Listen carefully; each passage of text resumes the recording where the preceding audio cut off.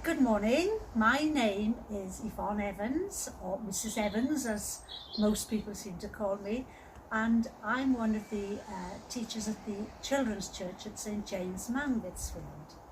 Now my friends have been doing Children's Church the last couple of weeks, but I'm not very good at all this technology. But my friend Sian has come down this morning and she's going to record me doing this for you this week. The other week, Shirley told you the story about Saul, who changed his name to Paul. Now, Paul was a follower of Jesus and he really loved Jesus and he wanted to tell everybody about Jesus.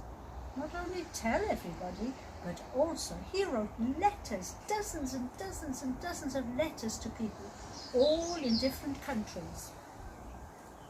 But I'm going to tell you one of the stories about Paul today, what happened to him.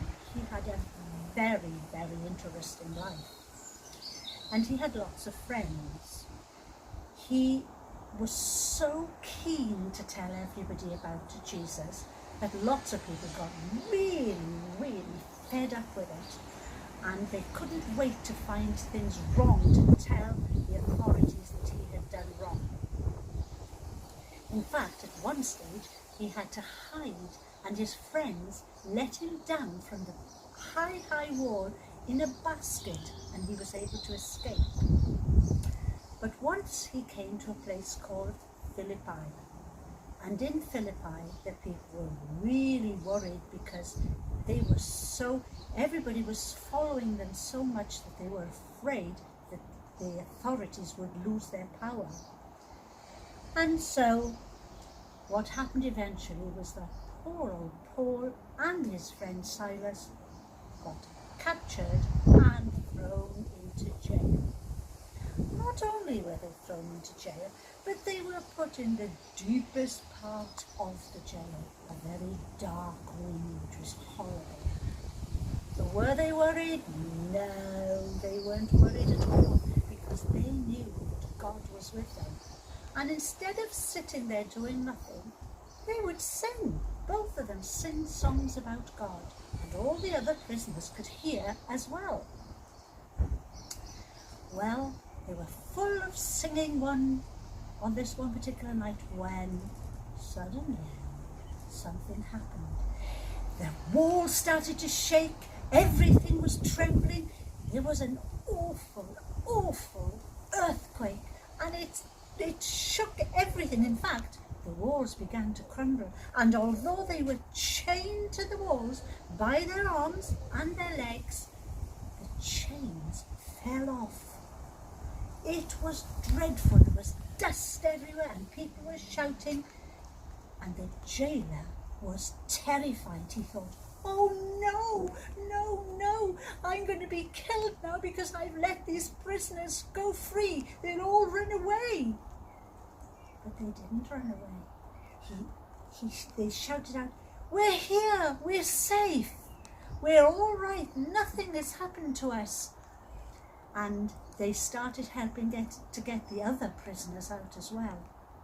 The jailer was so relieved, and he said, tell me, what must I do to know your Jesus and be saved? So Paul said, just learn to trust in God and always trust in him, and he will always be with you. He was so relieved. He took them home to his own house and to meet his own family. And Paul told them there all about God, and they actually believed, and they became followers of Jesus as well.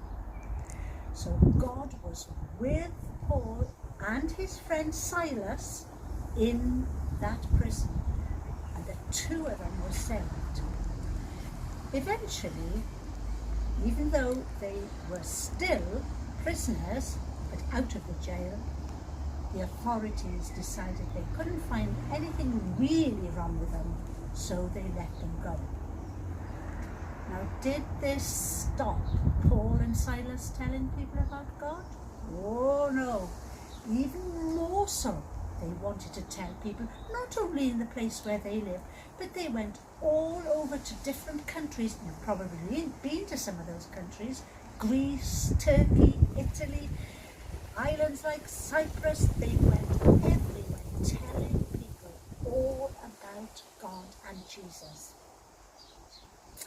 And do you know, he had so many adventures. He was even shipwrecked at one stage. But he did what he wanted to do. He told not just the people around him and the Jews all about Jesus, but people called Gentiles, people who had not heard about Jesus at all. He told everybody to become followers of Jesus. Now, if you want to learn more about Jesus, it's a really exciting story. If you look in the book of Acts in the Bible, it's from chapter 9 on, it's all about Paul and his life, and it's really exciting and interesting. Now, today we're going to do some craft, but it's a bit windy because Sean's not allowed in my house at the moment, because no one is allowed in anybody else's house. So we've got to do everything outside. And today's the day where, believe it or not, it's a bit windy and chilly. But never mind, we'll do it nevertheless. We're going to do a picture of Paul and Silas in prison, just like that. And it's really easy. If you've got some black paper, use some black paper. But if you haven't, it doesn't matter, because you can always get a piece of ordinary paper and go over it with some black crayon. And that is the prison. Now, you need some paper, a little bit that size, and fold it in half. Just fold it in half like that, and draw either Paul or Silas on the outside, and then cut it out.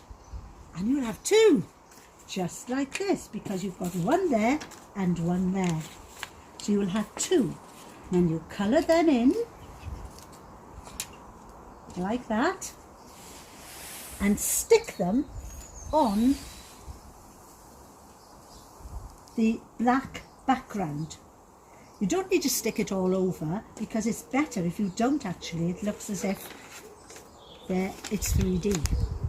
And then what you need to do is get your piece of paper and fold it in half, but not creasing it, just fold it like that. And what I did was I put a line there like that, so that everything is in line. I just put a line there like that, so that I could see. And then I got a pointy scissors, or you can do a skewer, but I'd get your mums to do this, or somebody to do it for you, and just make, I've got 6 holes. Just make some holes like that by the line all along. And then a long piece of string, and it's got to be quite long, because if it's not long you won't have enough. And make a really, really big knot in it, because the knot goes at the back. And then all you do is thread it top to bottom across, top to bottom across, top to bottom across, and when you come to the very end, tie it in a knot again, and there you've got the jail, and Paul and Silas inside the jail before the earthquake. There, so that's a simple thing that you can do. And always remember what Paul and Silas had said, and what Paul really believed in. God is always with us at all times, no matter what. So let's say a little prayer to end. Dear Lord, we thank you for being with us at this time. You are with us all the time, no matter if we're sad or happy, because better times are coming for us. Amen.